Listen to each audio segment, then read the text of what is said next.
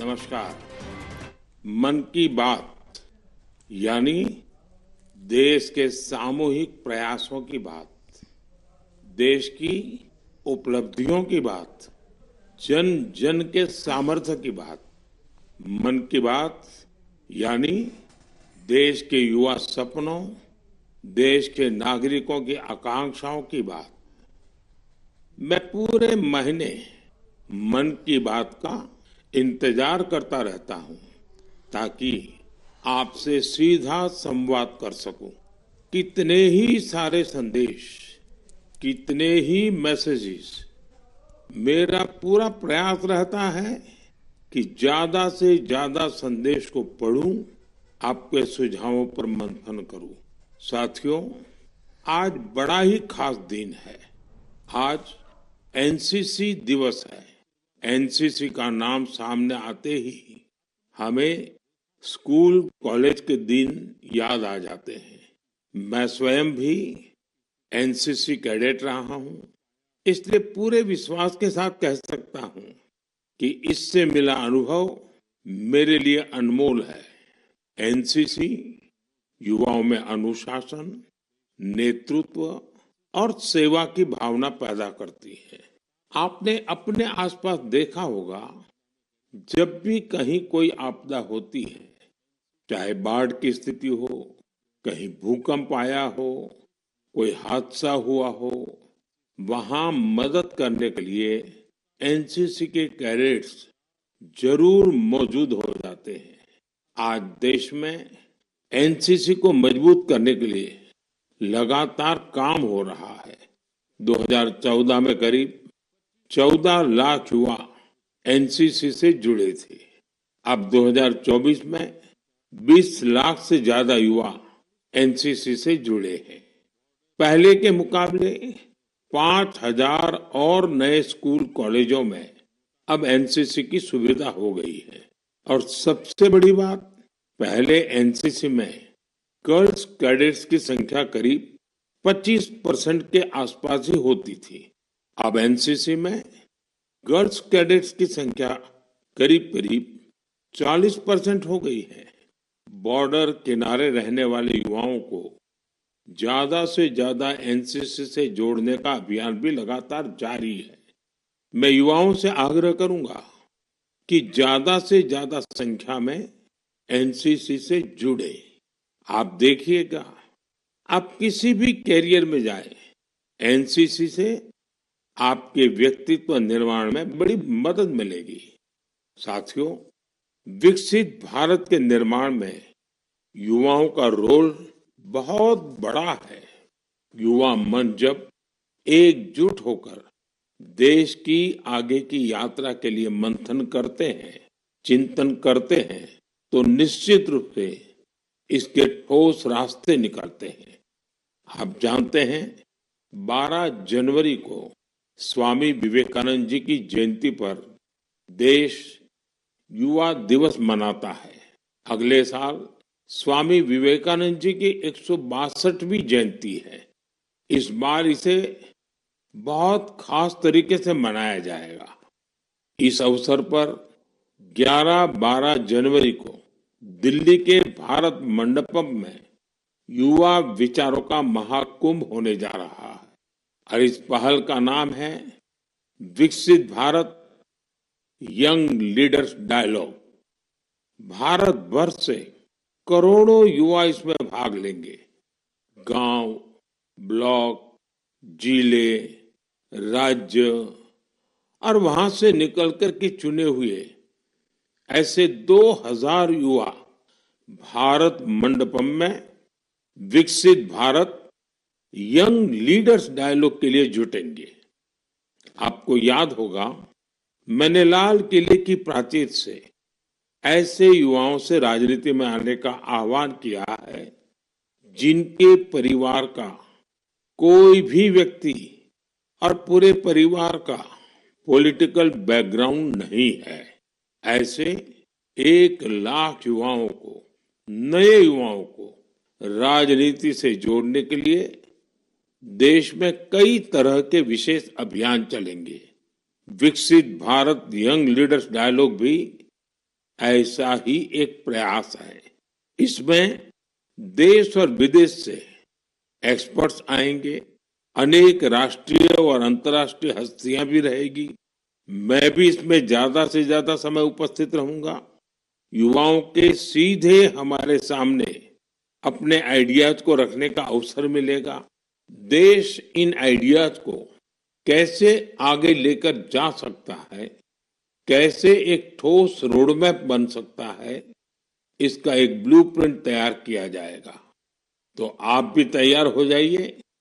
जो भारत के भविष्य का निर्माण करने वाले हैं, जो देश की भावी पीढ़ी है, उनके लिए ये बहुत बड़ा मौका आ रहा है। आइए मिलकर देश बनाएं, देश को विकसित बनाएं। मेरे प्यारे देशवासियों, मन की बात में हम अक्सर ऐसे युवाओं की चर्चा करते हैं जो निस्वार्थ भाव से समाज के लिए काम कर रहे हैं। ऐसे कितने ही युवा हैं जो लोगों की छोटी छोटी समस्याओं का समाधान निकालने में जुटे हैं। हम अपने आसपास देखें तो कितने ही लोग दिख जाते हैं जिन्हें किसी न किसी तरह की मदद चाहिए, कोई जानकारी चाहिए। मुझे ये जानकर अच्छा लगा, कुछ युवाओं ने समूह बनाकर इस तरह की बात को भी एड्रेस किया है। जैसे लखनऊ के रहने वाले वीरेंद्र हैं, वो बुजुर्गों को डिजिटल लाइफ सर्टिफिकेट के काम में मदद करते हैं। आप जानते हैं कि नियमों के मुताबिक सभी पेंशनर्स को साल में एक बार लाइफ सर्टिफिकेट जमा कराना होता है। 2014 तक इसकी प्रक्रिया यह थी, इसे बैंकों में जाकर बुजुर्ग को खुद जमा करना पड़ता था। आप कल्पना कर सकते हैं कि इससे हमारे बुजुर्गों को कितनी असुविधा होती थी। अब यह व्यवस्था बदल चुकी है। अब डिजिटल लाइफ सर्टिफिकेट देने से चीजें बहुत ही सरल हो गई है। बुजुर्गों को बैंक नहीं जाना पड़ता। बुजुर्गों को टेक्नोलॉजी की वजह से कोई दिक्कत ना आए, इसमें वीरेंद्र जैसे युवाओं की बड़ी भूमिका है। वो अपने क्षेत्र के बुजुर्गों को इसके बारे में जागरूक करते रहते हैं। इतना ही नहीं, वो बुजुर्गों को टैक्स सेवी भी बना रहे हैं। ऐसे ही प्रयासों से आज डिजिटल लाइफ सर्टिफिकेट पाने वालों की संख्या 80 लाख के आंकड़े को पार कर गई है। इनमें से 2 लाख से ज्यादा ऐसे बुजुर्ग हैं जिनकी आयु 80 के भी पार हो गई है। साथियों, कई शहरों में युवा बुजुर्गों को डिजिटल क्रांति में भागीदार बनाने के लिए भी आगे आ रहे हैं। भोपाल के महेश ने अपने मोहल्ले के कई बुजुर्गों को मोबाइल के माध्यम से पेमेंट करना सिखाया है। इन बुजुर्गों के पास स्मार्टफोन तो था, लेकिन उसका सही उपयोग बताने वाला कोई नहीं था। बुजुर्गों को डिजिटल अरेस्ट के खतरे से बचाने के लिए भी युवा आगे आए हैं। अहमदाबाद के राजीव लोगों को डिजिटल अरेस्ट के खतरे से आगाह करते हैं। मैंने मन की बात के पिछले एपिसोड में डिजिटल अरेस्ट की चर्चा की थी। इस तरह के अपराध के सबसे ज्यादा शिकार बुजुर्ग ही बनते हैं। ऐसे में हमारा दायित्व है कि हम उन्हें जागरूक बनाएं और साइबर फ्रॉड से बचने में मदद करें। हमें बार बार लोगों को समझाना होगा कि डिजिटल अरेस्ट नाम का सरकार में कोई भी प्रावधान नहीं है। ये सरासर झूठ, लोगों को फंसाने का एक षड्यंत्र है। मुझे खुशी है कि हमारे युवा साथी इस काम में पूरी संवेदनशीलता से हिस्सा ले रहे हैं और दूसरों को भी प्रेरित कर रहे हैं। मेरे प्यारे देशवासियों, आजकल बच्चों की पढ़ाई को लेकर कई तरह के प्रयोग हो रहे हैं। कोशिश यही है कि हमारे बच्चों में क्रिएटिविटी और बढ़े, किताबों के लिए उनमें प्रेम और बढ़े। कहते भी हैं, किताबें इंसान की सबसे अच्छी दोस्त होती हैं। और अब इस दोस्ती को मजबूत करने के लिए लाइब्रेरी से ज्यादा अच्छी जगह और क्या होगी। मैं चेन्नई का एक उदाहरण आपसे शेयर करना चाहता हूं। यहाँ बच्चों के लिए एक ऐसी लाइब्रेरी तैयार की गई है जो क्रिएटिविटी और लर्निंग का हब बन चुकी है। इसे प्रकृत अरिवगम के नाम से जाना जाता है। इस लाइब्रेरी का आइडिया टेक्नोलॉजी की दुनिया से जुड़े श्रीराम गोपालन जी की देन है।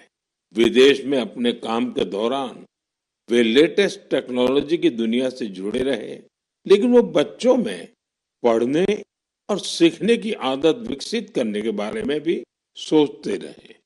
भारत लौटकर उन्होंने प्रकृत अरिवगम को तैयार किया।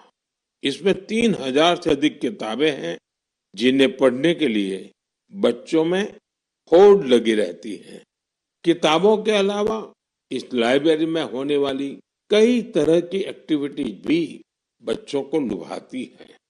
स्टोरी टेलिंग सेशन हो, आर्ट वर्कशॉप्स हो, memory training classes, robotics lesson या फिर पब्लिक स्पीकिंग, यहाँ हर किसी के लिए कुछ न कुछ जरूर है जो उन्हें पसंद आता है। साथियों, हैदराबाद में फूड फॉर थॉट फाउंडेशन ने भी कई शानदार लाइब्रेरीज बनाई है। इनका भी प्रयास यही है कि बच्चों को ज्यादा से ज्यादा विषयों पर ठोस जानकारी के साथ पढ़ने के लिए किताबें मिले। बिहार में गोपालगंज के प्रयोग लाइब्रेरी की चर्चा तो आसपास के कई शहरों में होने लगी है। इस लाइब्रेरी से करीब 12 गांवों के युवाओं को किताबें पढ़ने की सुविधा मिलने लगी है। साथ ही ये लाइब्रेरी पढ़ाई में मदद करने वाली दूसरी जरूरी सुविधाएं भी उपलब्ध करा रही है। कुछ लाइब्रेरीज तो ऐसी हैं जो प्रतियोगी परीक्षाओं की तैयारी में स्टूडेंट्स के बहुत काम आ रही है। ये देखना वाकई बहुत सुखद है कि समाज को सशक्त बनाने में आज लाइब्रेरी का बेहतरीन उपयोग हो रहा है। आप भी किताबों से दोस्ती बढ़ाइए और देखिए कैसे आपके जीवन में बदलाव आता है। मेरे प्यारे देशवासियों, परसों रात ही मैं दक्षिण अमेरिका के देश गयाना से लौटा हूँ। भारत से हजारों किलोमीटर दूर गयाना में भी एक मिनी भारत बसता है। आज से लगभग 180 वर्ष पहले गयाना में भारत के लोगों को खेतों में मजदूरी के लिए दूसरे कामों के लिए ले जाया गया था। आज गयाना में भारतीय मूल के लोग राजनीति, व्यापार, शिक्षा और संस्कृति के हर क्षेत्र में गयाना का नेतृत्व कर रहे हैं। गयाना के राष्ट्रपति डॉक्टर इरफान अली भी भारतीय मूल के हैं, जो अपनी भारतीय विरासत पर गर्व करते हैं। जब मैं गयाना में था, तभी मेरे मन में एक विचार आया था, जो मैं मन की बात में आपसे शेयर कर रहा हूँ। गयाना की तरह ही दुनिया के दर्जनों देशों में लाखों की संख्या में भारतीय हैं। दशकों पहले की, 200-300 साल पहले की उनके पूर्वजों की अपनी कहानियां हैं। क्या आप ऐसी कहानियों को खोज सकते हैं कि किस तरह भारतीय प्रवासियों ने अलग अलग देशों में अपनी पहचान बनाई, कैसे उन्होंने वहां की आजादी की लड़ाई के अंदर हिस्सा लिया, कैसे उन्होंने अपनी भारतीय विरासत को जीवित रखा। मैं चाहता हूं कि आप ऐसी सच्ची कहानियों को खोजें और मेरे साथ शेयर करें। आप इन कहानियों को नमो ऐप पर या माई गॉव पर #इंडियन डायस्पोरा स्टोरीज के साथ भी शेयर कर सकते हैं। साथियों, आपको ओमान में चल रहा एक एक्स्ट्रा ऑर्डिनरी प्रोजेक्ट भी बहुत दिलचस्प लगेगा। अनेकों भारतीय परिवार कई शताब्दियों से ओमान में रह रहे हैं। इनमें से ज्यादातर गुजरात के कच्छ से जाकर बसे हैं। इन लोगों ने व्यापार के महत्वपूर्ण लिंक तैयार किए थे। आज भी उनके पास ओमानी नागरिकता है, लेकिन भारतीयता उनकी रग रग में बसी है।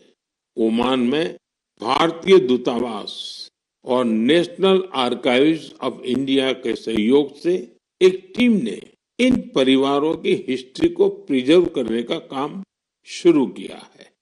इस अभियान के तहत अब तक हजारों डॉक्यूमेंट्स जुटाए जा चुके हैं। इनमें diary, account book, ledgers, letters और टेलीग्राम शामिल है। इनमें से कुछ दस्तावेज तो सन 1838 के भी हैं। ये दस्तावेज भावनाओं से भरे हुए हैं। बरसों पहले जब वो ओमान पहुंचे तो उन्होंने किस प्रकार का जीवन जिया, किस तरह के सुख दुख का सामना किया और ओमान के लोगों के साथ उनके संबंध कैसे आगे बढ़े, ये सब कुछ इन दस्तावेजों का हिस्सा है। ओरल हिस्ट्री प्रोजेक्ट ये भी इस मिशन का एक महत्वपूर्ण आधार है। इस मिशन में वहां के वरिष्ठ लोगों ने अपने अनुभव साझा किए हैं। लोगों ने वहां अपने रहन सहन से जुड़ी बातों को विस्तार से बताया है। साथियों, ऐसा ही एक ओरल हिस्ट्री प्रोजेक्ट भारत में भी हो रहा है। इस प्रोजेक्ट के तहत इतिहास प्रेमी देश के विभाजन के कालखंड में पीड़ितों के अनुभवों का संग्रह कर रहे हैं। अब देश में ऐसे लोगों की संख्या कम ही बची है जिन्होंने विभाजन की विभीषिका को देखा है। ऐसे में यह प्रयास और ज्यादा महत्वपूर्ण हो गया है। साथियों, जो देश, जो स्थान अपने इतिहास को संजो कर रखता है, उसका भविष्य भी सुरक्षित रहता है। इसी सोच के साथ एक प्रयास हुआ है जिसमें गांवों के इतिहास को संजोने वाली एक डायरेक्टरी बनी है। समुद्री यात्रा के भारत के पुरातन सामर्थ्य से जुड़े साक्ष्यों को सहेजने का भी अभियान देश में चल रहा है। इस कड़ी में लोथल में एक बहुत बड़ा म्यूजियम भी बनाया जा रहा है। इसके अलावा आपके संज्ञान में कोई मैन्युस्क्रिप्ट हो, कोई ऐतिहासिक दस्तावेज हो, कोई हस्तलिखित प्रत हो, तो उसे भी आप नेशनल आर्काइव्स ऑफ इंडिया की मदद से सहेज सकते हैं। साथियों, मुझे स्लोवाकिया में हो रहे ऐसे ही एक और प्रयास के बारे में पता चला है जो हमारी संस्कृति को संरक्षित करने और उसे आगे बढ़ाने से जुड़ा है। यहाँ पहली बार स्लोवाक लैंग्वेज में हमारे उपनिषदों का अनुवाद किया गया है। इन प्रयासों से भारतीय संस्कृति के वैश्विक प्रभाव का भी पता चलता है। हम सभी के लिए ये गर्व की बात है कि दुनिया भर में ऐसे करोड़ों लोग हैं जिनके हृदय में भारत बसता है। मेरे प्यारे देशवासियों, अब मैं आपसे देश की एक ऐसी उपलब्धि साझा करना चाहता हूं जिसे सुनकर आपको खुशी भी होगी और गौरव भी होगा, और अगर आपने नहीं किया है तो शायद पछतावा भी होगा। कुछ महीने पहले हमने एक पेड़ मां के नाम अभियान शुरू किया था। इस अभियान में देश भर के लोगों ने बहुत उत्साह से हिस्सा लिया। मुझे ये बताते हुए बहुत खुशी हो रही है कि इस अभियान ने 100 करोड़ पेड़ लगाने का अहम पड़ाव पार कर लिया है। 100 करोड़ पेड़, वो भी सिर्फ 5 महीनों में। ये हमारे देशवासियों के अथक प्रयासों से ही संभव हुआ है। इससे जुड़ी एक और बात जानकर आपको गर्व होगा। एक पेड़ मां के नाम अभियान अब दुनिया के दूसरे देशों में भी फैल रहा है। जब मैं गयाना में था तो वहां भी इस अभियान का साक्षी बना। वहां मेरे साथ गयाना के राष्ट्रपति डॉक्टर इरफान अली, उनकी पत्नी की माताजी और परिवार के बाकी सदस्य एक पेड़ मां के नाम अभियान में शामिल हुए। साथियों, देश के अलग अलग हिस्सों में ये अभियान लगातार चल रहा है। मध्य प्रदेश के इंदौर में एक पेड़ मां के नाम अभियान के तहत पेड़ लगाने का रिकॉर्ड बना है। यहाँ 24 घंटे में 12 लाख से ज्यादा पेड़ लगाए गए। इस अभियान की वजह से इंदौर की रेवती हिल्स के बंजर इलाके अब ग्रीन जोन में बदल जाएंगे। राजस्थान के जैसलमेर में इस अभियान के द्वारा एक अनोखा रिकॉर्ड बना। यहाँ महिलाओं की एक टीम ने 1 घंटे में 25,000 पेड़ लगाए। माताओं ने मां के नाम पेड़ लगाया और दूसरों को भी प्रेरित किया। यहाँ एक ही जगह पर 5,000 से ज्यादा लोगों ने मिलकर पेड़ लगाए। ये भी अपने आप में एक रिकॉर्ड है। एक पेड़ मां के नाम अभियान के तहत कई सामाजिक संस्थाएं स्थानीय जरूरतों के हिसाब से पेड़ लगा रही है।